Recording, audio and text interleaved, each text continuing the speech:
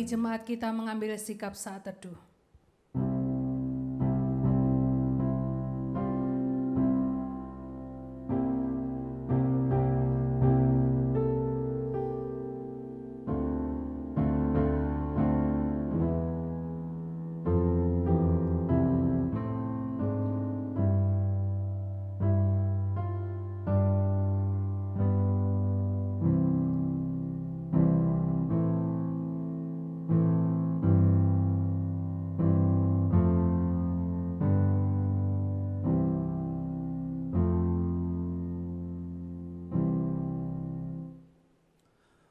Bahwa pertolongan kita ialah dari Allah Tritunggal yang menjadikan langit, bumi, dan segala isinya, yang tidak pernah meninggalkan perbuatan tangannya. Kita akan mulai kebaktian Parents Day kita pagi hari ini atas nama Allah Bapa, Allah Putra, Allah Roh Kudus. Amin. Terpujilah nama Yesus.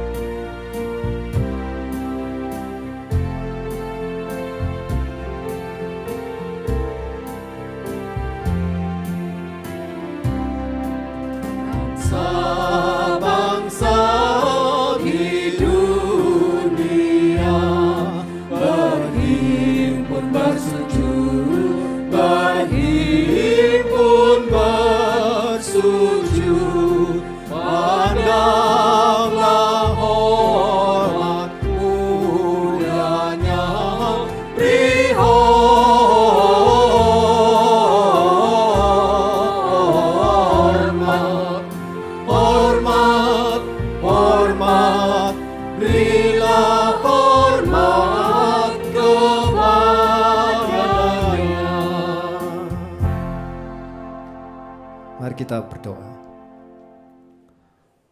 Bapa yang di sorga, sekali lagi Tuhan, pagi hari ini kami boleh syukur, boleh berbakti, beribadah, meskipun kami harus beribadah di rumah kami masing-masing.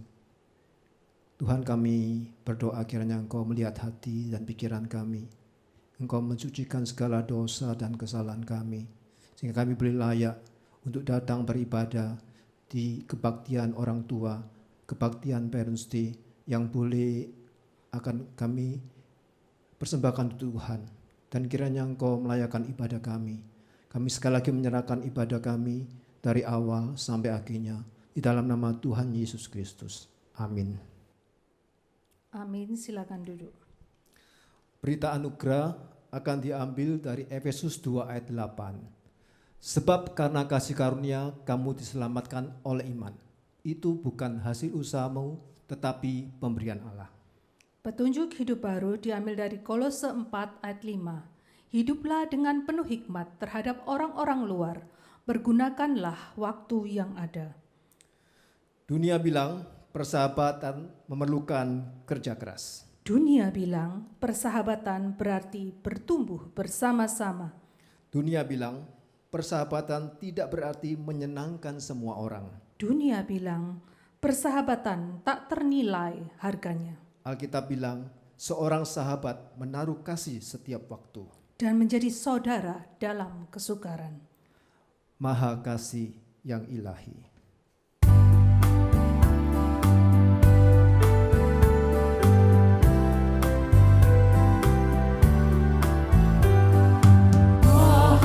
Kasih yang ilahi, nikmat surga turunlah, mendiami hati kami, Kau mahkota kurnia. Yesus, Kau berlimpah rahmat, sumber kasih yang besar.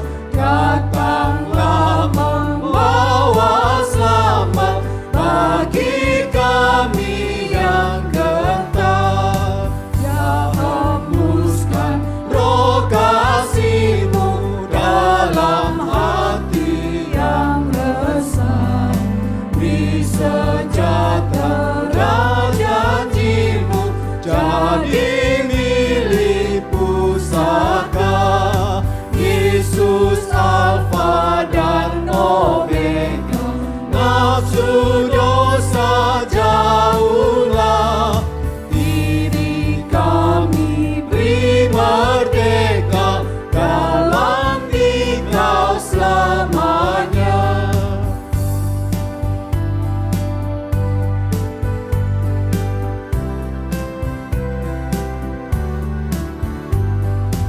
Penebus yang maha kuasa, berilah kami hidup-Mu.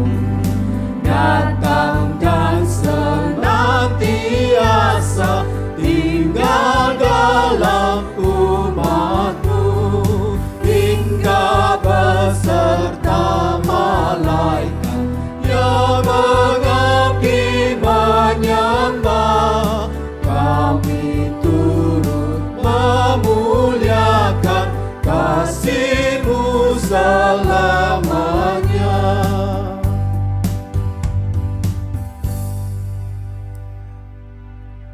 Mari kita bersama-sama mengikrarkan pengakuan iman rasuli dengan gereja segala abad dan segala tempat. Mari jemaat kita berdiri, kita akan mengikrarkan pengakuan iman rasuli. Aku percaya kepada Allah, Bapa yang Maha Kuasa, langit-langit dan bumi, dan kepada Yesus Kristus, Anaknya yang tunggal Tuhan kita, yang dikandung dari Roh Kudus, lahir dari anak darah Maria, yang menderita sengsara di bawah pemerintahan Pontius Pilatus, disalibkan, mati dan dikuburkan, turun ke dalam kerajaan maut.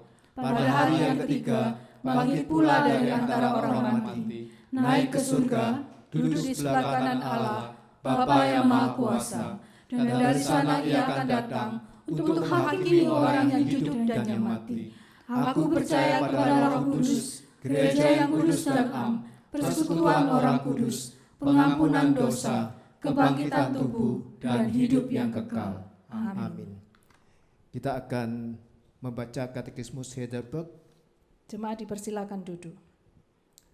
Bagian kedua kelepasan manusia, minggu ke-30 perjamuan kudus. Apa beda antara perjamuan malam Tuhan dengan misa Gereja Katolik Roma? Perjamuan malam Tuhan menegaskan kepada kita bahwa kita telah beroleh pengampunan sempurna atas segala dosa kita oleh kurban Yesus Kristus yang satu-satunya yang telah dipersembahkannya sendiri, satu kali saja di kayu salib, dan bahwa oleh Roh Kudus kita dijadikan anggota tubuh Kristus. Menurut tabiat kemanusiaannya, sekarang Dia tidak ada lagi di atas bumi, tetapi di surga, di sebelah kanan Allah Bapanya, dan Dia ingin supaya di sana kita menyembahnya. Sedangkan misa mengajarkan bahwa orang yang hidup dan yang mati tidak memperoleh pengampunan dosa karena penderitaan Kristus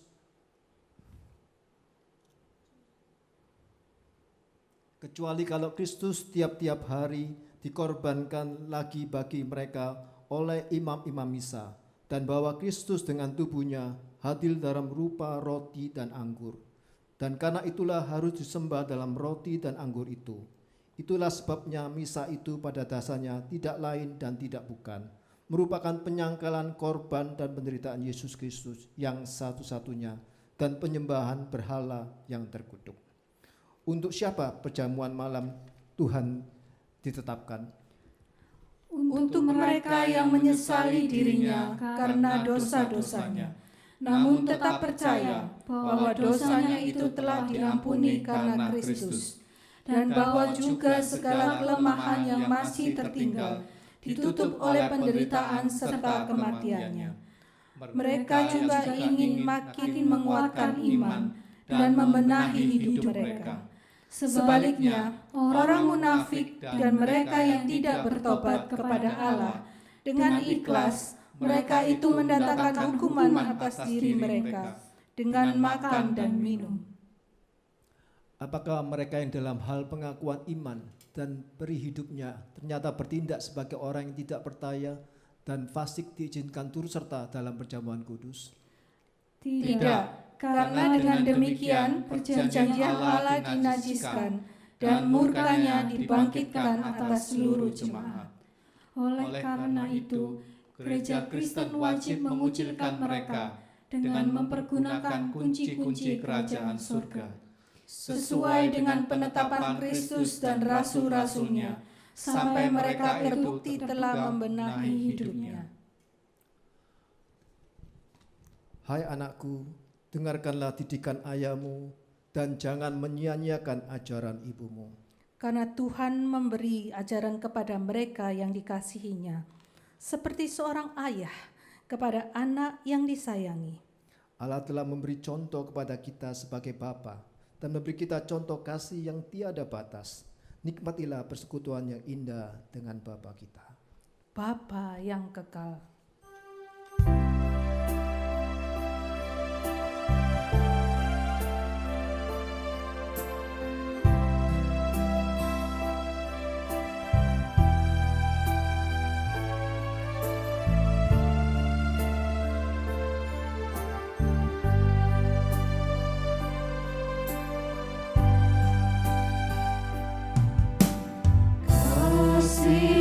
Yang sempurna telah ku terima darimu, bukan karena kebaikanku, hanya oleh kasih karuniamu kau pulihkan aku, layakkanku untuk dapat memanggilku Bapa. Kau beri yang ku minta saat ku mencari, ku mendapatkan. Ku ketuk pintumu dan kau bukakan, sebab kau Bapa, Bapa yang kekal. Takkan kau biarkan aku melangkah hanya sendirian. Kau selalu ada bagiku, sebab kau Bapa-Ku, Bapa yang kekal.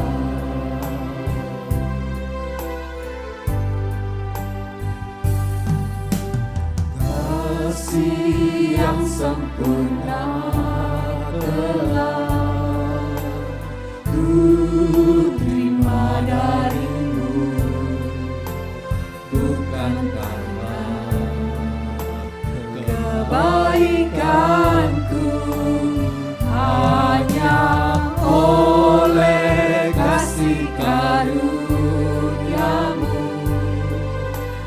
kau pulihkan aku,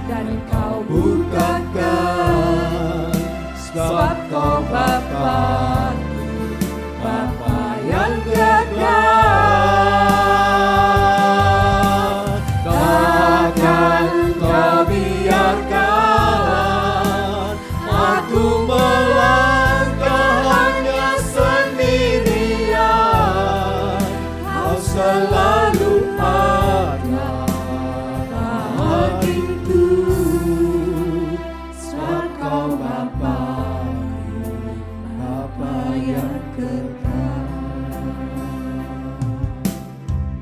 Kita akan mendengarkan firman Tuhan yang akan dibawakan oleh hamba-Nya. Selamat pagi, mari kita berdoa. Bapa, bersyukur untuk pagi ini kami boleh bersama-sama merenungkan sebagian daripada firman-Mu. Kiranya Roh Kudus menolong kami supaya kami boleh mengerti, memahami kebenaran-Mu dan boleh diberi kekuatan untuk melakukannya dalam kehidupan kami sehari-hari. Tolong hamba-Mu yang akan menyampaikannya. Di dalam nama Tuhan Yesus kami berdoa. Amin. Saudara, pagi hari ini di dalam rangka Parents Day yang dirayakan atau diperingati oleh gereja kita, mari bersama-sama kita akan merenungkan firman Tuhan dengan tema menikmati persahabatan. Amsal 17 ayat 17 mengatakan, seorang sahabat menaruh kasih setiap waktu dan menjadi seorang saudara dalam kesukaran. Amsal 18 ayat 24 mengatakan, ada teman yang mendatangkan kecelakaan, tetapi ada juga sahabat yang lebih karib daripada seorang saudara. Saudara, persahabatan adalah sesuatu yang indah dan menarik di dalam dunia ini. Sehingga ada banyak tulisan tentang persahabatan. Dan ada beberapa pandangan umum tentang persahabatan, antara lain mengatakan, sahabat itu bagaikan penolong yang dikirim Tuhan untuk melengkapi hidup Anda dan membantu Anda menjalani kehidupan. Saudara, ini adalah pandangan secara umum. Demikian juga ada yang meneliti dari beberapa universitas di dunia ini meneliti dan mengatakan bahwa orang yang mempunyai sahabat itu memiliki semangat dan harapan hidup yang lebih lama. Saudara, memang yang punya dan tidak punya sahabat tentu berbeda. Orang-orang yang memiliki sahabat-sahabat yang baik, yang banyak, itu akan lebih bersemangat, akan lebih memiliki harapan untuk ke depan. Tetapi orang-orang yang tidak punya sahabat, dikatakan dalam penelitian itu, akan lebih mudah putus asa dan menyerah. Saudara, bagaimana dengan pandangan kekristenan tentang persahabatan? Seseorang menulis dari sudut pandang kekristenan dan mengatakan bahwa persahabatan itu adalah salah satu karunia hidup yang terbesar. Sahabat sejati membawa kebaikan yang tertinggi buat sahabat-sahabatnya. Dengan maksud supaya mereka bisa mengenal Allah dan mengasihi Allah dengan segenap hati, segenap jiwa, dan segenap pikiran mereka. Saudara, itulah pandangan-pandangan yang ada tentang persahabatan. Dan pagi ini mari kita akan bersama-sama memikirkan kembali tentang beberapa jenis persahabatan dan bagaimana kita bisa menikmati persahabatan-persahabatan itu. Yang pertama, kita akan melihat bagaimana persahabatan dengan Yesus. Yang kedua, bagaimana persahabatan dengan sesama. Dan yang ketiga, bagaimana persahabatan dengan keluarga. Kita mulai dengan yang pertama, yaitu persahabatan dengan Yesus. Di dalam Yohanes pasal yang ke-15 ayatnya yang ke-13 sampai dengan ayat yang ke-15 mengatakan demikian. Tidak ada kasih yang lebih besar daripada kasih seorang yang memberikan nyawanya untuk sahabat-sahabatnya. Kamu adalah sahabatku jikalau kamu berbuat apa yang kuperintahkan kepadamu. Aku tidak menyebut kamu lagi hamba, sebab hamba tidak tahu apa yang diperbuat oleh tuannya. Tetapi aku menyebut kamu sahabat, karena aku telah memberitahukan kepada kamu segala sesuatu yang telah kudengar dari Bapakku. Saudara, apa yang bisa kita nikmati dari persahabatan dengan Yesus, ya? Minggu lalu kita sudah mendengar tentang sahabat yang sejati. Beberapa minggu yang lalu, 3 minggu yang lalu kita sudah mendengar bagaimana menjadi sahabat Allah. Dan di ayat ini menekankan bagaimana Yesus mengatakan kamu bukan lagi hamba, tetapi sahabat, jikalau kamu melakukan perintahku. Nah, saudara, kita melihat bahwa ketika kita membangun persahabatan dengan Yesus, kita akan menikmati hal-hal yang luar biasa, ya. Kita bisa menjadi sahabat dan dianggap sahabat oleh Yesus. Tentu ayat ini dengan jelas mengatakan Yesus adalah sahabat yang dikatakan memberikan nyawanya buat sahabat-sahabatnya. Yesus mau berkorban untuk sahabat-sahabatnya. Ketika kita membangun persahabatan dengan Yesus, maka kita akan menikmati kasih-Nya yang luar biasa bagi kita. Bahkan kasih yang rela mengorbankan nyawanya untuk kita. Nah, saudara, ini sesuatu yang sangat indah. Ini sesuatu yang sangat berharga. Jikalau kita memiliki atau membangun persahabatan dengan Tuhan Yesus, maka kita akan menikmati kasih-Nya seumur hidup kita, ya. Karena Yesus mengatakan bahwa Dia mengasihi kita, bahkan rela memberikan nyawa bagi sahabat-sahabatnya. Kemudian yang kedua, kita melihat ketika kita membangun persahabatan dengan Yesus, tentu melalui relasi yang makin intim, melalui komunikasi yang makin intens, melalui apa yang dikatakan dalam ayat yang ke-14, melakukan perintah-perintahnya, maka kita akan menikmati akan apa yang dijanjikan ketika kita memiliki Yesus sebagai sahabat. Yang kedua itu adalah Dia di dalam ayat yang ke-15 yang tadi kita sudah baca, Dia akan memberitahukan kepada kita segala sesuatu yang didengar dari Bapa. Seolah Yesus ingin mengatakan ketika kita membangun persahabatan dengan Tuhan Yesus, maka kita akan memiliki satu hak yang istimewa, di mana Yesus bisa menyatakan kehendak Allah, kehendak Bapa, memberitahukan apa yang menjadi kehendak Bapa kepada kita. Ya, tentu untuk hal-hal yang kita perlu ketahui. Sama seperti yang dicatat di dalam 1 Korintus pasal 2 ayat 9, itu dikatakan, apa yang tidak pernah dilihat oleh mata, dan tidak pernah didengar oleh telinga, dan tidak pernah timbul di dalam hati manusia, semua itu disediakan Allah untuk mereka yang mengasihi Dia.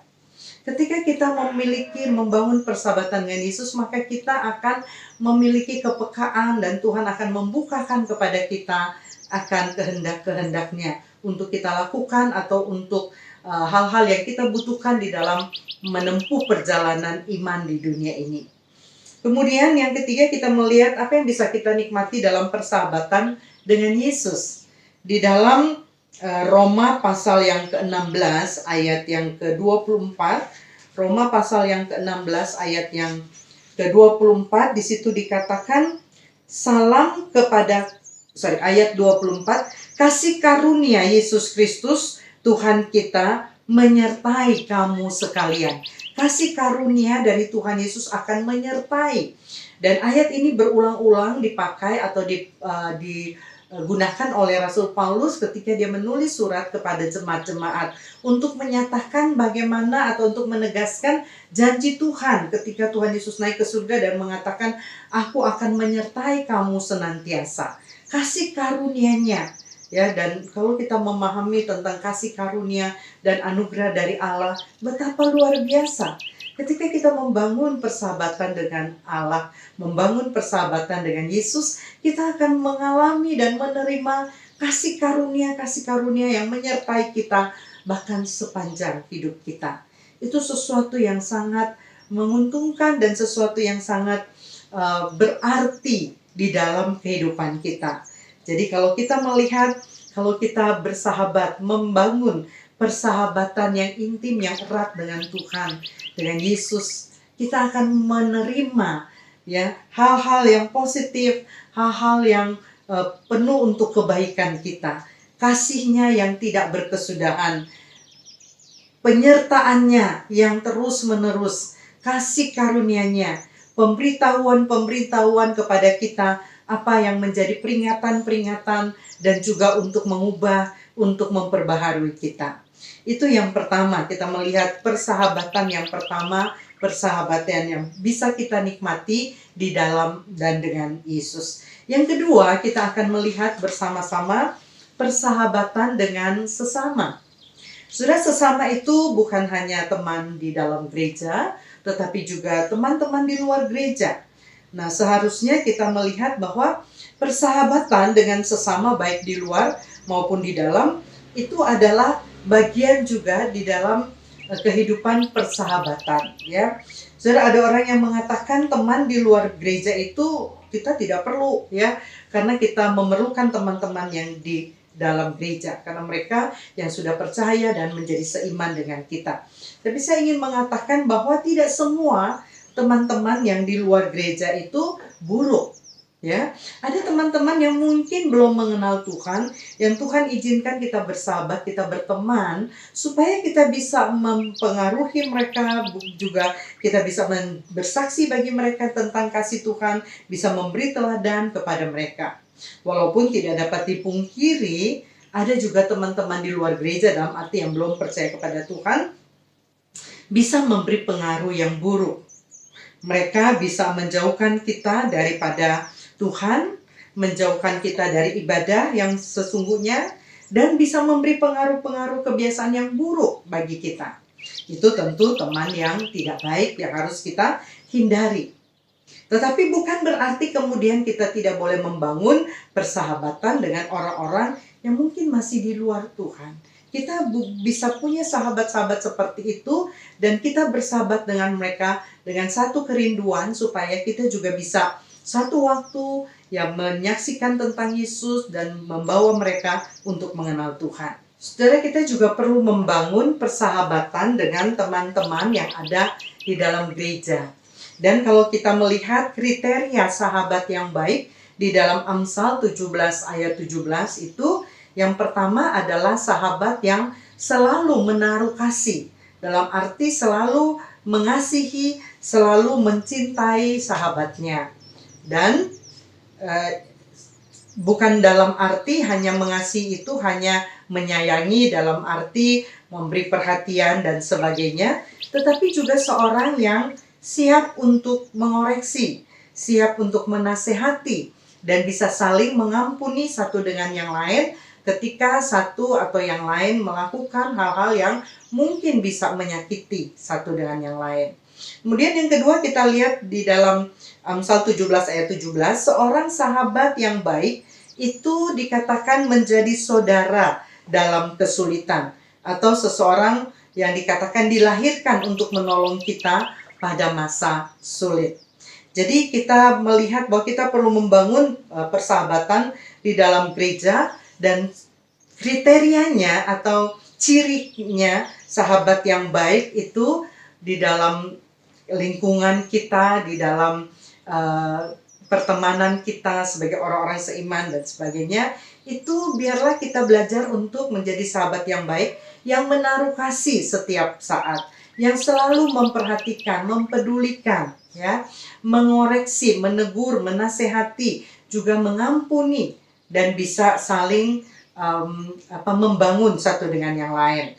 Juga ketika saudara-saudara kita mengalami kesulitan dan kesukaran, kita bisa menjadi seperti saudara untuk menolong, untuk memberikan kekuatan, penguatan, penghiburan, mendoakan, dan sebagainya. Nah, saudara, kriteria sahabat yang baik yang lain kita bisa lihat dari Alkitab juga, dari contoh pertemanan atau persahabatan Daud dan Yonatan. Di dalam 1 Samuel 23 ayat 15-16, itu kita melihat bahwa inti persahabatan Kristen, seseorang menyimpulkan demikian, inti dari persahabatan Kristen, kita sebagai sesama anggota jemaat, sebagai orang-orang yang seiman, intinya adalah persahabatan kita adalah untuk saling menguatkan iman kepercayaan kita kepada Allah.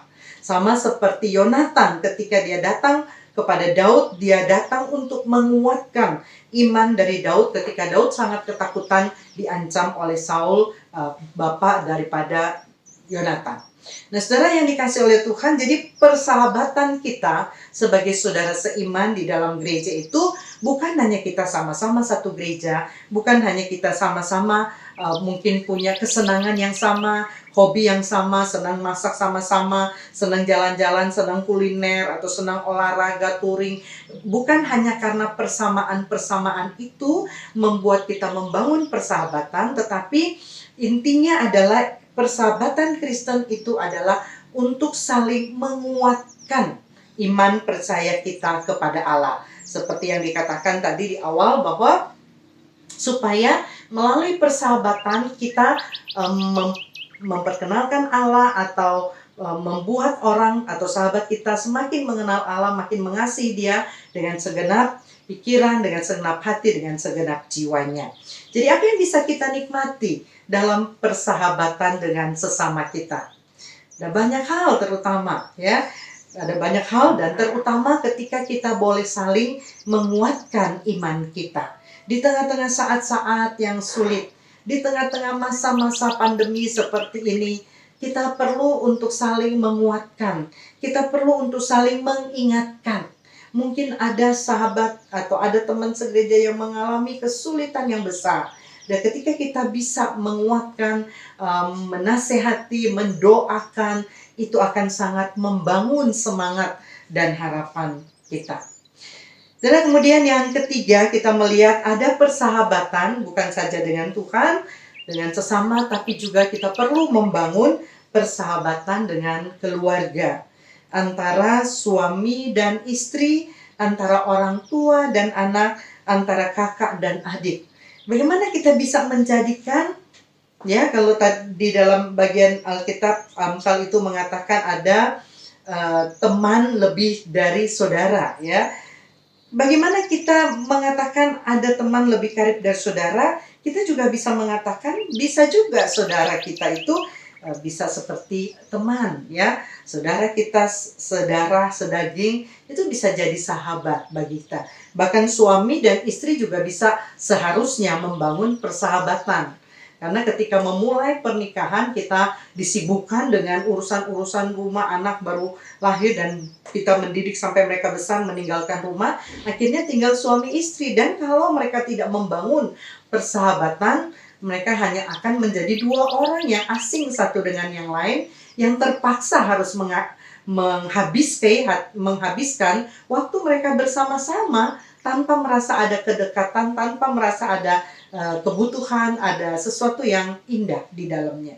Itu sebabnya penasehat-penasehat, pakar-pakar pernikahan juga suka menasehati supaya suami dan istri juga walaupun ya tugas mereka yang utama membangun keluarga, membesarkan anak-anak, tapi juga harus membangun persahabatan sebagai suami dan istri. Demikian juga orang tua dan anak. Saudara, saya melihat akhir-akhir ini ketika pandemi ada begitu banyak orang-orang tua yang tinggal jauh dari anak-anaknya karena anak-anak semua menikah, sudah punya rumah tangga sendiri, dan orang-orang tua ini tinggal sendirian. Kalau masih ada pasangannya masih lumayan. Tapi ada yang tinggal sendirian karena pasangannya sudah nggak ada dan mereka kesepian. Anak-anak juga merasa tidak punya waktu untuk menyapa, untuk menelpon dan sebagainya karena tidak merasa sebagai seorang sahabat. Itu sebabnya sebagai orang tua dan anak kita juga tetap harus membangun persahabatan walaupun kita adalah saudara, adalah anak kandung, orang tua kandung. Tetapi kita harus menganggap itu juga atau membangun relasi komunikasi untuk supaya terjalin saudara itu seperti sahabat.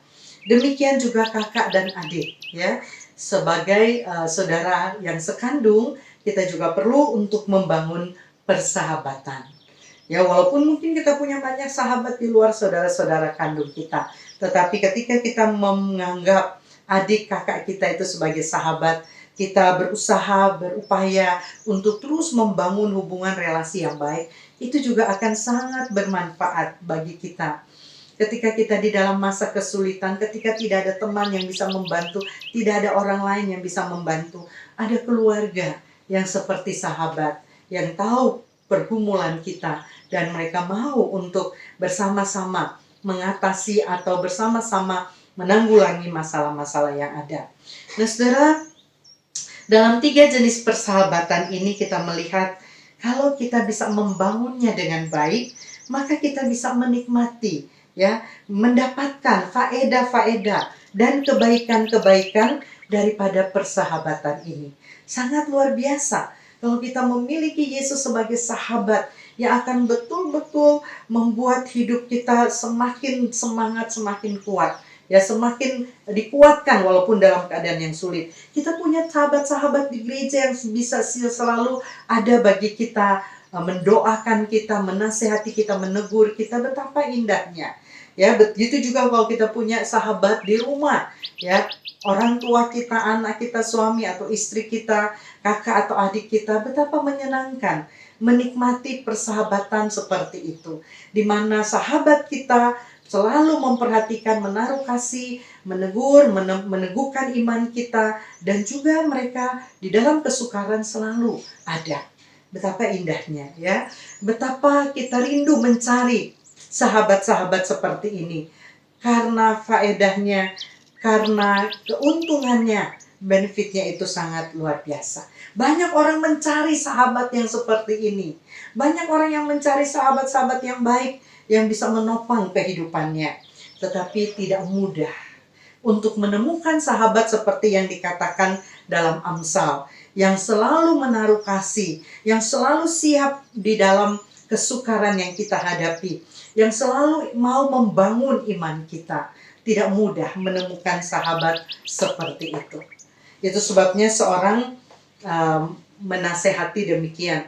Ketika kita sulit mencari sahabat dengan kriteria yang begitu, yang kita tadi pikirkan, kriteria yang begitu manis, begitu indah, yang pasti akan berdampak dalam hidup kita. Ketika kita sulit untuk mencarinya, marilah kita belajar. Bukan untuk mencari sahabat yang demikian, tapi marilah kita mulai dari diri kita, menyediakan diri kita menjadi sahabat yang baik. Daripada kita mencari dan tidak menemukan, ketika kita mulai dari diri kita, menyediakan diri kita menjadi sahabat, ya, baik bagi sesama kita di luar dan di dalam gereja, baik bagi keluarga kita, maka kita akan melihat lama-lama kalau semua anggota gereja, semua anggota keluarga menyediakan diri menjadi sahabat satu dengan yang lain, maka kita akan menjadi satu komunitas yang kuat. Ya, karena semua membangun persahabatan berdasarkan kasih Tuhan tentunya, ya. Dan kemudian kita bisa menjadi berkat bagi orang-orang lain, memberkati bahkan orang-orang di sekitar kita.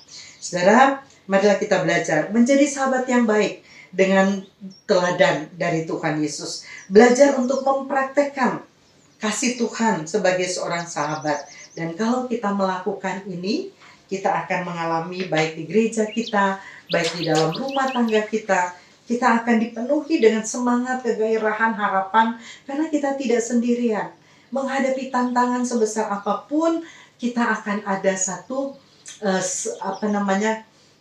sukacita, akan ada satu kekuatan, ya, di dalam diri kita. Di tengah-tengah kesulitan dan penderitaan di dunia ini, kita tidak menjadi lemah, tidak cepat menjadi lemah dan putus asa. Tetapi kita tetap kuat, tetap ada pengharapan. Kenapa? Karena kita tahu kita dimiliki dan dimiliki. Yang pertama oleh Yesus, sahabat sejati kita. Yang kedua oleh teman-teman kita seiman, yang selalu peduli, yang selalu mau menolong, selalu mau membantu. Dan juga yang ketiga, kita dimiliki dan memiliki saudara-saudara kita sekandung yang juga siap selalu untuk menopang kita, saling menopang di dalam menghadapi segala tantangan. Nah, saudara yang dikasih oleh Tuhan, untuk menjadi sahabat yang baik bagi orang-orang di sekitar kita, biarlah kita boleh mulai dari diri kita. Saudara, hari ini ketika kita memperingati Parents Day, kita mau menghormati orang-orang yang sudah memberikan andil yang besar dalam hidup kita. Orang-orang tua kita, mereka yang sudah melahirkan, membesarkan, membiayai kita. Bagaimana caranya kita untuk menghormati, menghargai, membalas cinta kasih mereka? Satu hal yang indah adalah kita mulai membangun persahabatan dengan mereka. Terutama minggu ini mungkin kita boleh menyisihkan waktu. Kalau orang tua kita sudah tidak tinggal bersama dengan kita lagi, kita boleh menyisihkan waktu mungkin 1 minggu, 2 atau 3 kali menelpon untuk say hello, menyapa, menanyakan kabar, dan mendoakan. Pasti orang tua kita akan sangat terhibur, akan sangat senang, akan merasa betapa dia mungkin sendiri secara fisik, tetapi dia dikelilingi oleh anak, cucu, teman-teman gereja yang peduli dan memperhatikan dia. Untuk kita yang orang tuanya masih tinggal bersama-sama, tentunya kita juga perlu membangun komunikasi yang lebih baik, ya, relasi yang lebih intim, sehingga di dalam rumah orang tua yang ada bersama-sama dengan kita, mereka juga akan merasa selalu disemangati karena melihat anak-anak mereka menghargai, menghormati, mengasihi mereka seperti yang diperintahkan dan dikatakan oleh firman Tuhan. Kiranya Tuhan menolong kita, mari menikmati persahabatan, baik dengan Tuhan, dengan sesama, dengan keluarga. Mulailah menjadi sahabat. Karena kita tahu mencari sahabat yang baik seperti yang dikatakan tadi, itu tidak mudah, tetapi ketika kita menyediakan diri menjadi sahabat, dan kita semua melakukan itu, maka kita akan menikmati kasih Tuhan melalui persahabatan yang Tuhan izinkan. Amin. Mari kita berdoa. Bapa, terima kasih untuk bagian firman-Mu yang boleh kami renungkan pada pagi hari ini. Ajar kami, memberi diri kami untuk menjadi sahabat bagi orang-orang yang ada di sekitar kami, bagi sesama kami, saudara seiman dan juga keluarga. Karena Engkau yang sudah memberi diri-Mu menjadi sahabat bagi kami, bahkan menyerahkan nyawa-Mu untuk kami, sahabat-sahabat-Mu. Tolong kami supaya kami juga mau membangun persahabatan melalui menyediakan diri kami menjadi sahabat bagi banyak orang, agar melalui kasih yang kami nyatakan, kasih-Mu yang kami nyatakan di dalam persahabatan yang kami bangun, kami boleh membawa lebih banyak orang mengenal Engkau dan mengenal kasih-Mu dan mengasihi Engkau.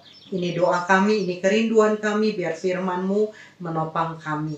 Di dalam nama Tuhan Yesus kami berdoa. Amin. Tetapi aku mau supaya kamu mengetahui hal ini, yaitu kepala dari tiap-tiap laki-laki ialah Kristus, kepala dari perempuan ialah laki-laki, dan kepala dari Kristus ialah Allah. Hai istri, tunduklah kepada suamimu seperti kepada Tuhan, karena suami adalah kepala istri sama seperti Kristus adalah kepala jemaat.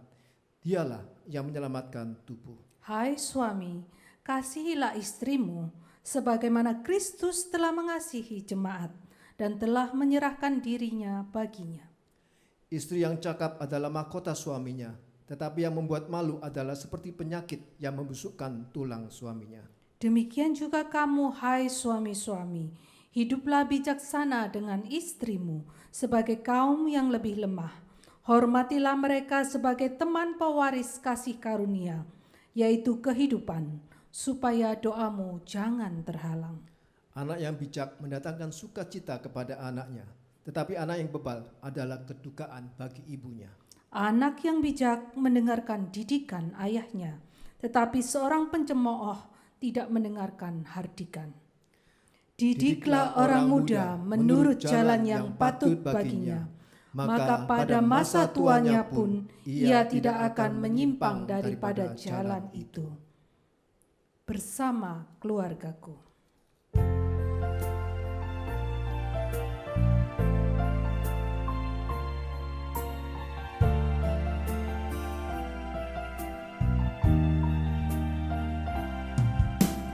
Kami datang di hadirat-Mu dalam satu kasih dengan bersehati, berjanji setia sampai akhir, mengasihi-Mu Yesus. Bersama keluargaku melayani Tuhan, bersatu selamanya mengasihi Engkau. Tiada yang dapat melebihi kasih-Mu ya Tuhan. Bagi kami Engkau segalanya.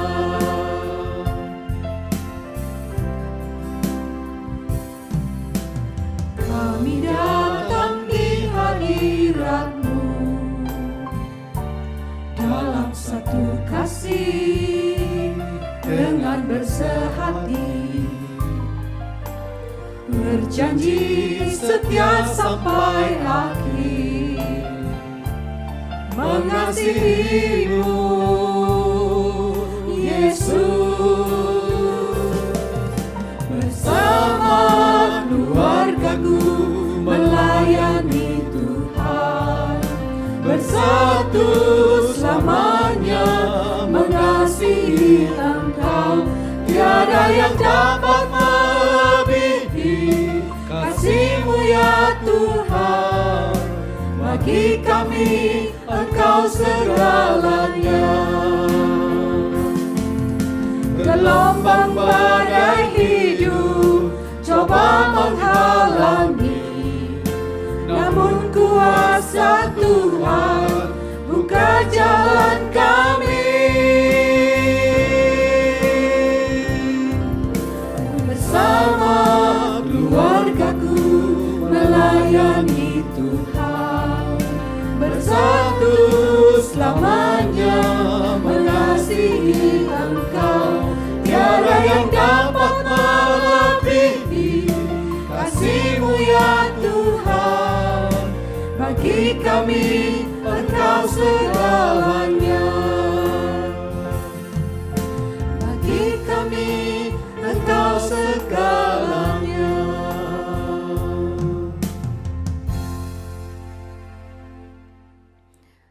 Sekarang kita akan diberikan kesempatan untuk memberikan persembahan. Silakan saudara dari tempat masing-masing memberikan persembahan dan kita menyanyikan lagu ini satu kali lagi.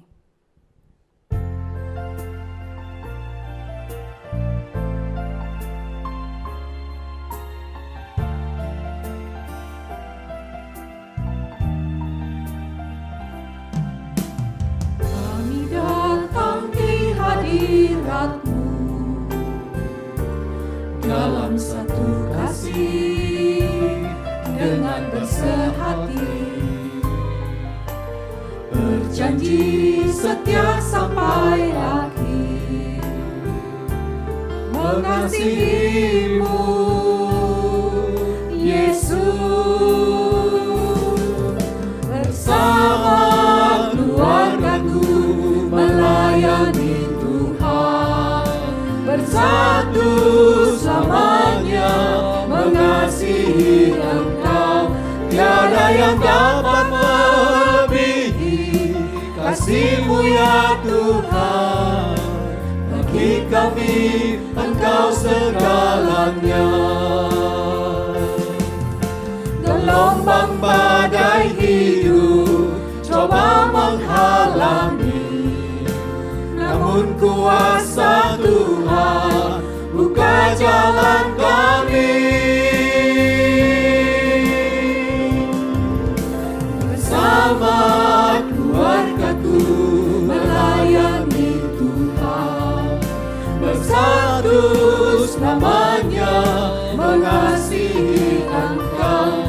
Tiada yang dapat melebihi kasih-Mu ya Tuhan. Bagi kami Engkau segalanya. Bagi kami Engkau segalanya.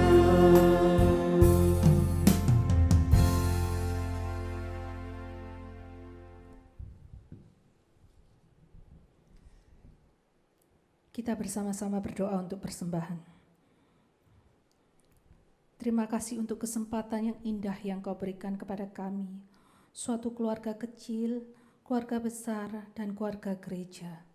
Di tengah masyarakat yang ada, kami diberi kesempatan untuk melayani Tuhan. Tuhan, kami bertumbuh di dalam keluarga kecil ini, mendidik anak-anak yang masih muda-muda untuk taat firman-Mu, menjaga diri kami sebagai istri, suami, orang tua, anak, untuk tetap di bawah bimbingan-Mu, ketaatan-Mu yang sempurna. Dan kami boleh terus-menerus memikul salib kami, sehingga nama-Mu boleh dipermuliakan, dan nama-Mu boleh disebarkan melalui keberadaan diri kami, keluarga kami, sebagaimana kami adanya. Terima kasih Tuhan juga untuk persembahan ini, yang kami diberikan kesempatan pada kali ini. Biarlah persembahan yang kami berikan ini, walaupun merupakan tidak sempurna, tetapi boleh disempurnakan Tuhan. Dipakai Tuhan untuk memperluas kerajaan-Mu. Dipakai Tuhan untuk membawa jiwa-jiwa kepada Tuhan. Dan kami serahkan pengurus yang akan mengelolanya. Berikanlah mereka hikmat dan kuasa dari Tuhan, supaya dapat mempergunakan untuk yang terbaik bagi kemuliaan-Mu.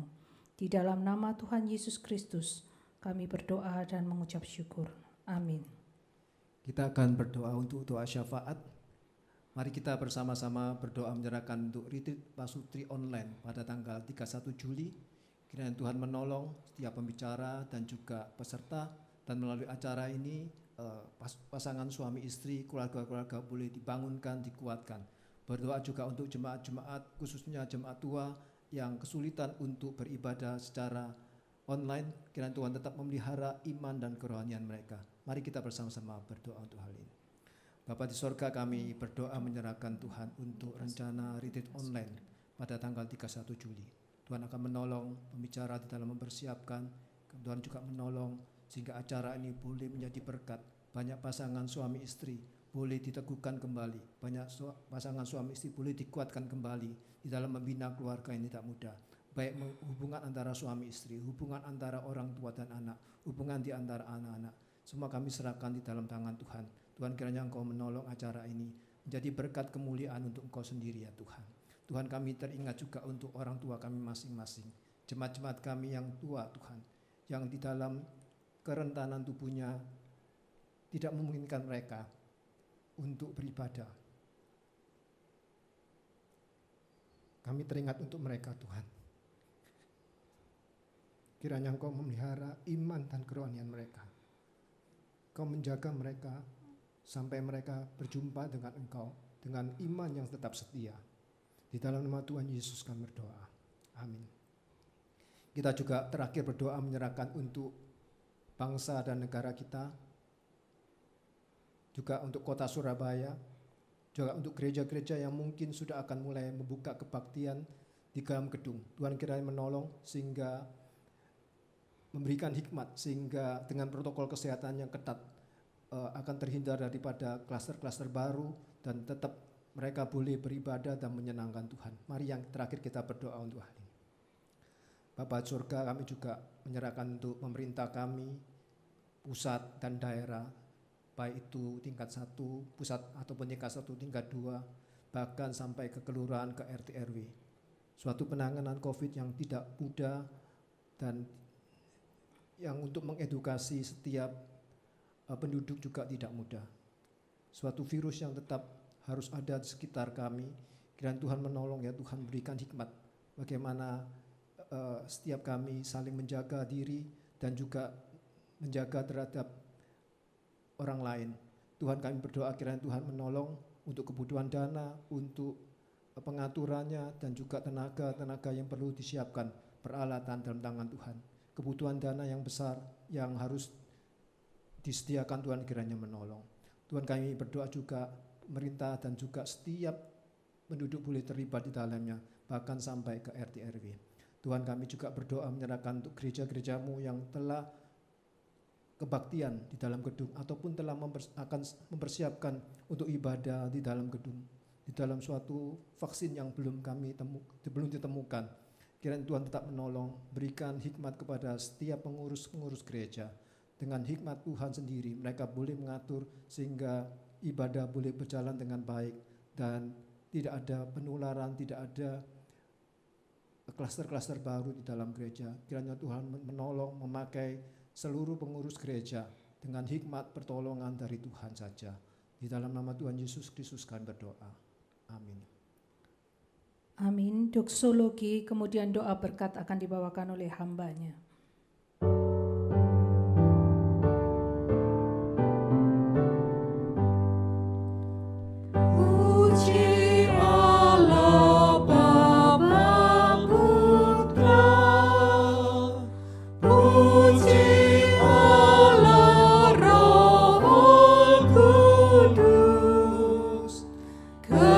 Ketiganya yang esa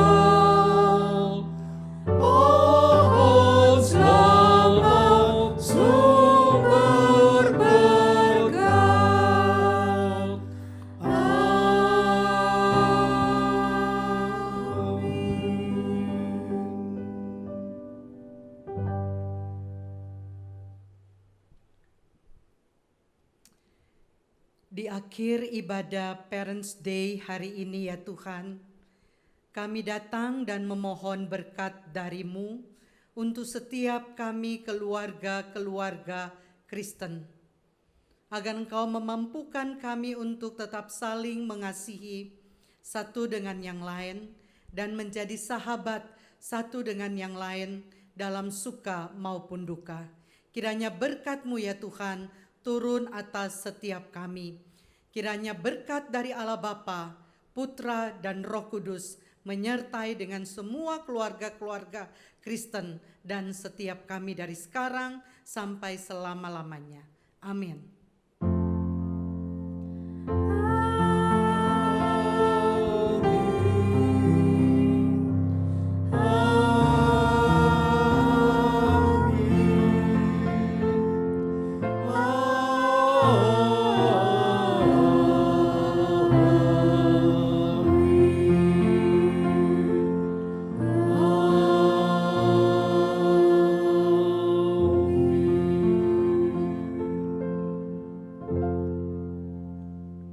Kebaktian selesai, saat teduh dan selamat beraktivitas.